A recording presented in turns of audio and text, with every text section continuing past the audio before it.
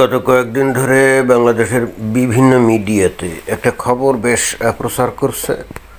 এখন বাংলাদেশের পলিটিক্যাল যে ডামাডোল, এর মধ্যে খুব গুরুত্বপূর্ণ এই খবরটা কিন্তু অনেকের চোখ এড়িয়ে যাচ্ছে। বাট আমার কাছে মনে হয় যে দেশ এবং জাতির মান মর্যাদা, স্বাধীনতা, সার্বভৌমত্ব ইত্যাদি প্রশ্নে এই খবরটা রাজনৈতিক যে কোনো খবরের থেকে অনেক বেশি গুরুত্বপূর্ণ। বিষয়টা কি? বিষয়টা হচ্ছে যে বিভিন্ন দেশের ভিসায় কড়াকড়ি, বাংলাদেশে কি প্রভাব। তো এইটা কিন্তু বিভিন্ন যে চ্যানেল আছে আপনারা অলরেডি শুনছেন, কিন্তু অনেকে গুরুত্ব দেন নাই, অনেকে এগুলা শুনেও না শোনার ভান করছেন। বাট এটা তো একটা দেশ এবং জাতির জন্য খুবই অমর্যাদাকর ব্যাপার না? ধরেন যে বাংলাদেশের থেকে সাধারণত মানুষ বেড়াতে যায় কোথায়?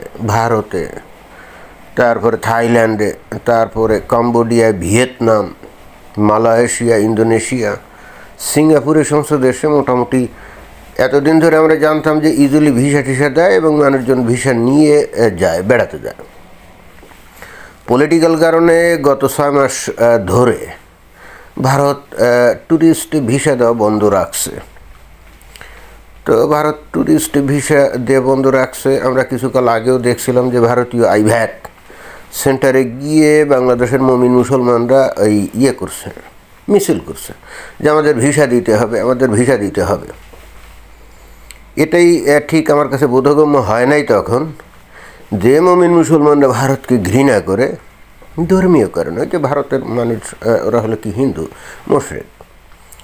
তো যাদেরকে তারা মন প্রাণ থেকে ঘৃণা করে, আবার সেই দেশে যাওয়ার জন্য তারা আবার আইভ্যাক সেন্টারে গিয়ে মিছিল করে। ন্যূনতম লজ্জা, শরম, আত্মসম্মান এগুলো থাকলে এই কাজ কি তাদের করার কথা? যাই হোক, ভারত ভিসা বন্ধ করার পর এইবার বাংলাদেশের মানুষ ইচ্ছায় হোক অনিচ্ছায় হোক তারা কি করলো, তারা এখন অন্যান্য দেশে যেমন থাইল্যান্ডে যাওয়া বাড়িয়ে দিল, ভিয়েতনাম, কম্বোডিয়া, তারপরে ইন্দোনেশিয়া, মালয়েশিয়া ইত্যাদি দেশে যাওয়া বাড়িয়ে দিল, তাই তো? এবং এই সমস্ত দেশে যতটা না মানুষ আসলে বেড়াতে যায় জাস্ট এন্টারটেইনমেন্টের জন্য, কিছু মানুষ তো যায় এন্টারটেইনমেন্টের জন্য যাদের নাকি বেশ টাকা পয়সা আছে, বাট একটা বড় অংশ যায় কিন্তু বস্তুত তাদের এই পাসপোর্টটাকে একটু ভারী করার জন্য। উদ্দেশ্য, পরবর্তীতে তারা Europe, America, Canada, Australia, England ইত্যাদি দেশের ভিসা যাতে পায় এবং তারপরে ওই সমস্ত দেশে যেতে পারে। এখন এই যে এত কথা বললাম, এই যে ভিসা লাগায় যায়, এর একটা বিরাট সংখ্যক মানুষ কী করে, এই সমস্ত দেশে গিয়ে কিন্তু আর ফেরে না। অর্থাৎ এদের উদ্দেশ্যই থাকে এই সমস্ত দেশে গিয়ে অবৈধভাবে থেকে যাওয়া। থাইল্যান্ডে গিয়ে মানুষ অবৈধভাবে থাকে না, বাট থাইল্যান্ডে যখন যায়, গিয়ে ওই ডাঙ্গা পথে, সীমান্ত পথে তারা কোথায় মালয়েশিয়ায় ঢুকে পড়ে এবং সেখানে গিয়ে অবৈধভাবে থাকে, কাজ কারবার করার ধান্দা করে। এই তো সাম্প্রতিককালে নাকি কম্বোডিয়া, এই ভিয়েতনাম, সে সমস্ত জায়গায় নাকি লোকজন যে থাকে এবং সেখানে কী কী কাজ টাজ জানি করে। এখন কথা হচ্ছে যে এই সমস্ত দেশে গিয়ে এই যে অবৈধভাবে মানুষজন থাকবে, কাজ করবে, এরপরে ওই সমস্ত দেশের সরকার যখন এই বিষয়গুলো দেখে এবং পুলিশের হাতে যখন ব্যাপকভাবে ধরা পড়ে যে বাংলাদেশের লোকজন একেবারে উন্মাদের মতো হয়ে এই সমস্ত দেশে এসে অবৈধভাবে থাকে, তাহলে ওই সমস্ত দেশের সরকার এরা কি তখন কঠোর পদক্ষেপ নিবে না? নিবে তো, তখন কিন্তু কঠোর পদক্ষেপ নিবে যে তাহলে এদের ভিসা কী করতে হবে, রেস্ট্রিকশন করে দিতে হবে। এবং ঠিক সেই কারণেই যে খবরটা আমরা দেখলাম যে অলরেডি ভিয়েতনাম, কম্বোডিয়া এরা নাকি ভিসা দেওয়া অলরেডি বন্ধ করে দিয়েছে, একেবারে ভিসা কমপ্লিটলি ক্লোজ। আর ওদিকে থাইল্যান্ডের ওরা নাকি ভিসা 50-60% কমিয়ে দিয়েছে। মালয়েশিয়ারও ওই একই অবস্থা। সিঙ্গাপুরের অবস্থা আরও খারাপ, আরও কম মানুষকে ভিসা দেয়। তো এই জিনিসটা আমার মাথায় একেবারেই ঢোকে না যে এইটা নিয়ে এই যে দেখলাম যে এটার কী প্রভাব, এটা নিয়ে জ্ঞানগম্ভীর আলাপ আলোচনা। প্রথমত, আপনারা আপনাদের দেশের মান ইজ্জত কি আপনারা রক্ষা করতে রাজি না? বা আপনারা যে আত্মসম্মান, আপনাদের মানে স্বাধীনতা, সার্বভৌমত্ব নিয়ে কত কথাই বলেন, তো আপনাদের যদি সত্যিকার অর্থে স্বাধীনতা, সার্বভৌমত্বের প্রতি ন্যূনতম মান সম্মান বোধ থাকতো, উপলব্ধি থাকতো, তাহলে আপনারা বাংলাদেশ থেকে অন্য এক দেশে গিয়ে সেখানে অবৈধভাবে থাকার চেষ্টা কেন করেন? আর যখন সেটা করবেন তখন কি তারা আপনাদেরকে ভিসা দিবে? না, দিবে না। এই থাইল্যান্ড অথবা ভিয়েতনাম অথবা কম্বোডিয়া বা মালয়েশিয়া বা ইন্দোনেশিয়ার কোনো লোক কি বাংলাদেশে এসে অবৈধভাবে থাকে না। অথচ আপনারা কি করবেন? সেই সমস্ত দেশে গিয়ে অবৈধভাবে থাকার চেষ্টা করবেন। কি কারণটা কি আপনাদের? দেখেন যে এর মধ্যে একটা বড় অংশের মানুষ আসলে ওই থাইল্যান্ডে যায়, বস্তুত থাইল্যান্ডে থাকার জন্য না। অনেক মানুষই সেখানে অবশ্যই এন্টারটেইনমেন্টের জন্য, বিনোদনের জন্য যায়, বাট একটা ভালো অংশ যে বললাম না যে মালয়েশিয়া ঢুকে পড়ে, তারপরে ভিয়েতনামে গিয়ে থাকে। তো এখন এইভাবে বাংলাদেশের মানুষ ওই সমস্ত দেশে যাবে, অবৈধভাবে থাকার চেষ্টা করবে এবং তারপরে আবার দাবি করবে যে তাদেরকে ভিসা দিতে হবে। কেন দিবে না তো? আপনারা কি করবেন? আপনাদের দেশটাকে সুন্দরভাবে গড়ে তুলবেন না? আপনারা আপনাদের দেশটাকে ধ্বংস করে দিবেন। সাজানো গোছানো দেশ ধ্বংস করে দিয়ে অর্থনৈতিক অবস্থা খারাপ করবেন। তারপরে বাংলাদেশে কর্মসংস্থানের সুযোগ থাকবে না, আয় উপার্জনের সুযোগ থাকবে না। এরপর কি করবেন? এই বাংলাদেশ থেকে যে কোনো প্রকারে ভেগে আপনারা এই সমস্ত দেশে যাবেন। আবার অনেকে ওই সমস্ত দেশে অবৈধভাবে থাকে না, বাট ওই যে বললাম পাসপোর্ট ভারী করার জন্য যায়। এরপরে ইউরোপ, আমেরিকা, কানাডা, অস্ট্রেলিয়া ইত্যাদি দেশের ভিসা টকায় এবং যদি সেই ভিসাটা পায় বাংলাদেশের, মনে করেন যে আমেরিকা অথবা কানাডা, অস্ট্রেলিয়া ইত্যাদি দেশে যে সমস্ত লোকজন ভিসা পায়, শতকরা আমার ধারণা 80 থেকে 90% এরা জেনুইন ট্রাভেলার না। এরা এই সমস্ত দেশে এসে তারা অবৈধভাবে থাকতে চায়। আর 10 থেকে আমার ধারণা 20%-এর মতো যারা নাকি বৈধ ট্রাভেলার, তারা আমেরিকা, কানাডা, অস্ট্রেলিয়া ইত্যাদি দেশে যায়, আবার দেশে ফিরে যায়। এখন 80% লোক যদি এই সমস্ত দেশে এসে যদি আর না যায়, তাহলে এরা আপনাদেরকে কেন ভিসা দিবে? আপনাদের সমস্যাটা কি? একবার আমি বাংলাদেশ থেকে ওই যে ডাইরেক্ট ফ্লাইটে, ওই যে বাংলাদেশের যে বিমান ডাইরেক্ট ফ্লাইট টরন্টো আছে না, তো আমি গত মে মাসে ডাইরেক্ট ফ্লাইটে আসছিলাম, 25 দিন ছিলাম। থেকে যাওয়ার পথে যখন আমি আসলাম, অর্থাৎ এই কানাডাতে আসলাম, তখন দেখি পুরা বিমান ফুল। কিন্তু যখন ফিরে বাংলাদেশে গেলাম, তখন দেখি ওই যে 5 ভাগের 1 ভাগ প্যাসেঞ্জারও নাই, অর্থাৎ পুরো বিমান প্রায় খালি।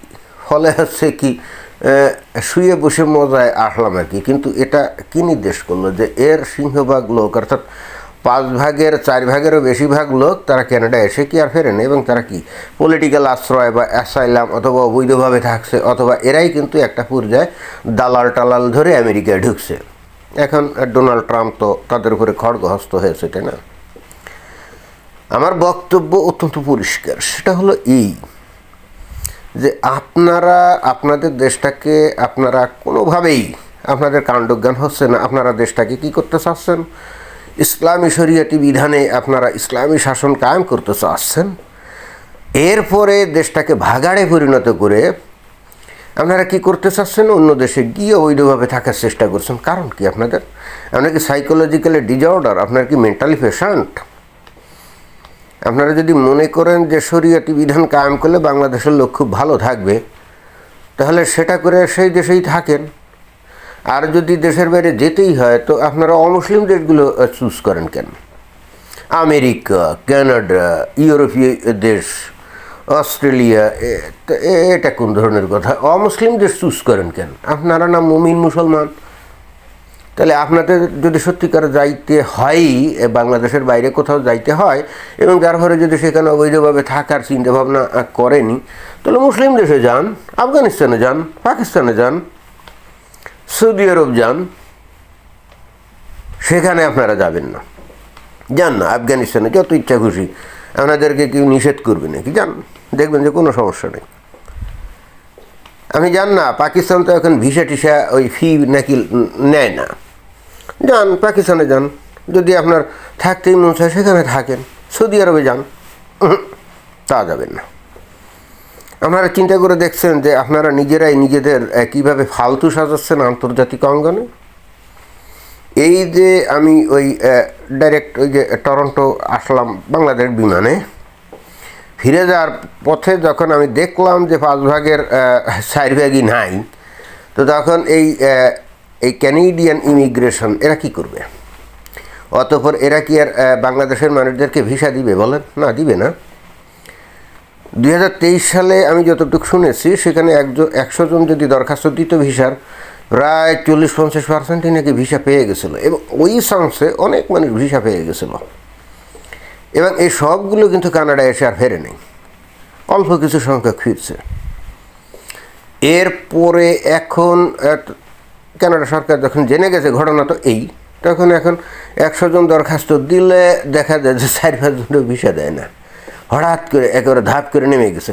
এবং সেই 2023 সালে আপনারা যদি ক্যানেডিয়ান ওই যে গ্লোবাল যে কী জানি ভিএফএস গ্লোবাল, যেখানে ওই যে বায়োমেট্রিক টেট্রিক দেয় আর কি, ওরে লোক হাজারে হাজারে, মনে হচ্ছিল বাংলাদেশের সবাই এবার ক্যানাডায় চলে আসবে। এরপরে ক্যানাডা কড়াকড় করে দিয়েছে। এবং নট অনলি দ্যাট, এখন কি হচ্ছে, ক্যানাডায় যারা অ্যাসাইলাম টার্ম করছিল তখন বা এখনও, এদের যখন হিয়ারিং কেস হয় তখন খুব কম সংখ্যককে এরা অ্যালাউ করে। কারণ এই দেশের লোকও জানে, অর্থাৎ এই দেশের আইন আদালতও জানে যে বাংলাদেশ থেকে আসা 100 জনের মধ্যে 95%ই ভুয়া, অর্থাৎ এদের জীবন বাংলাদেশে না, বিপজ্জনক না। মুমিন মুসলমান এসে যদি আবার বলে যে আমাদের মৌলবীরা বা হুজুররা আমাদের জীবন সংশয় করছে, অধিকাংশ কেস আমি অনেক এখানে যে লয়ার আছে অনেক 2-1জনের সাথে আমি আলাপ করে দেখছি যে তারা আসলে কি কেস সাজায়। তারা বলে যে মৌলবাদীরা তাদের উপরে আক্রমণ করছে, তারপরে কি সাদা এসে ইত্যাদি ইত্যাদি, বগিযোগী উল্টাপাল্টা কথাবার্তা। আরে বাবা, তুই নিজেই তো মৌলবাদী, তোরে আবার মৌলবাদী আক্রমণ করবে কেন? কারণ যে লোকটা কেসটা করছে সে নিজেই কিন্তু একেবারে দাড়ি টাড়ি নিয়ে মাথায় টুপি নিয়ে সুন্নতি লোক, আর সে যদি বলে যে মৌলবাদীরা তার উপরে আক্রমণ করছে, তো এটা বিশ্বাসযোগ্য? বলেন না, বিশ্বাসযোগ্য না। এখন আমার কাছে যেটা সমস্যা সেটা হলো যে অবশ্যই তুমি এই দেশে থাকা চিন্তা করো, আমার কোনো সমস্যা নেই, কিন্তু তুমি তো ক্যানেডিয়ান হও না, তুমি তো আমেরিকান হও না। তুমি যে আদর্শ দিয়ে তোমাদের ধ্বংস করে চলে আসছো, তারপরে এই দেশে এসে ওই একই আদর্শ এখানে প্রতিষ্ঠা করার তুমি চেষ্টা করবে কখন? যখন তুমি এখানে লিগ্যাল হবে। আরে লিগ্যাল হওয়ার কি এর, এসে পলিটিক্যাল আশ্রয় খোঁজার আগেই যেদিন আসছে তার পরের দিন এখানে আশেপাশে কোথাও মসজিদ আছে টোকায়। হ্যাঁ, যেদিন আসছে তার পরের দিন মসজিদ কোথায় আছে এটা টোকায়।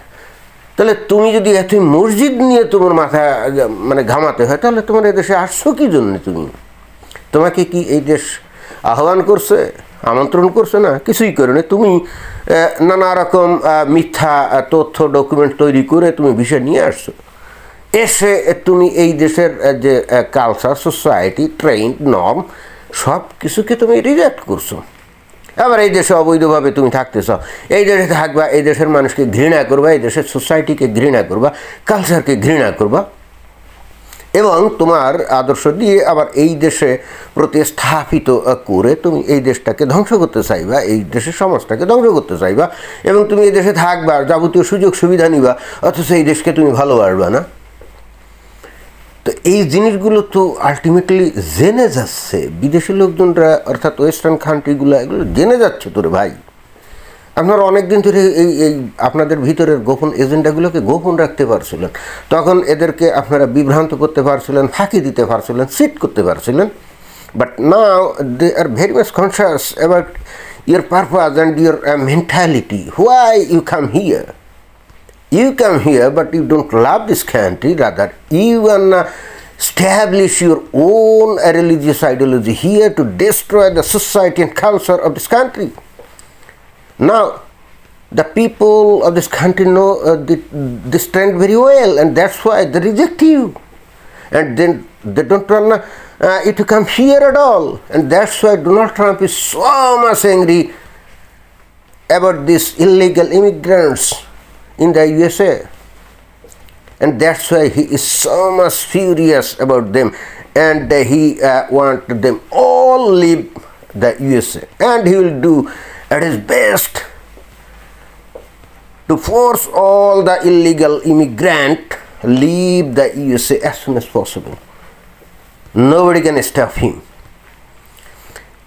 এই জায়গায় একটা জিনিস আমি আপনাদেরকে বুঝাতে চাই, সেটা হলো এই যে সত্যিকার অর্থে আপনারা ওয়েস্টার্ন কান্ট্রিতে আসেন কোনো সমস্যা নেই, কিন্তু আপনারা যদি আপনাদের যে সংস্কৃতি, আপনাদের যে ধর্মীয় বিশ্বাস সবগুলোকে ইনট্যাক্ট রেখে যদি চিন্তা করেন যে আমরা ওই দেশে যাবো, ওদেরকে ঘৃণা করব, ওদের সব সুযোগ সুবিধা নিব, আবার একই সঙ্গে আপনার যে ধর্মীয় বিশ্বাস এখানে প্রতিষ্ঠা করবেন এবং এই দেশকেও বাংলাদেশের মতো ভাগাড়ে বানাবেন, তাহলে এই দেশে আসার কথা ভুলেও চিন্তা করবেন না। কারণ এখন এগুলো এরা জানে আপনি বিপদে পড়ে যাবেন।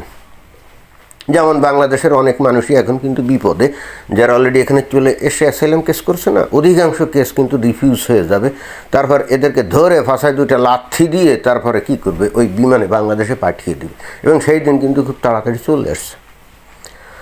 তো আপনাদের তো লজ্জা নাই, শরম নাই, আত্মসম্মান বোধ নাই, আপনাদের ধর্মীয় আদর্শ আপনাদেরকে তো এগুলো করে না। অর্থাৎ আপনারা মনে করেন যে গোটা দুনিয়া আল্লাহর, সেই সূত্রে নবীর, সেই সূত্রে আপনাদের, এই জন্য আপনারা যেখানে ইচ্ছে খুশি সেখানে যাবেন।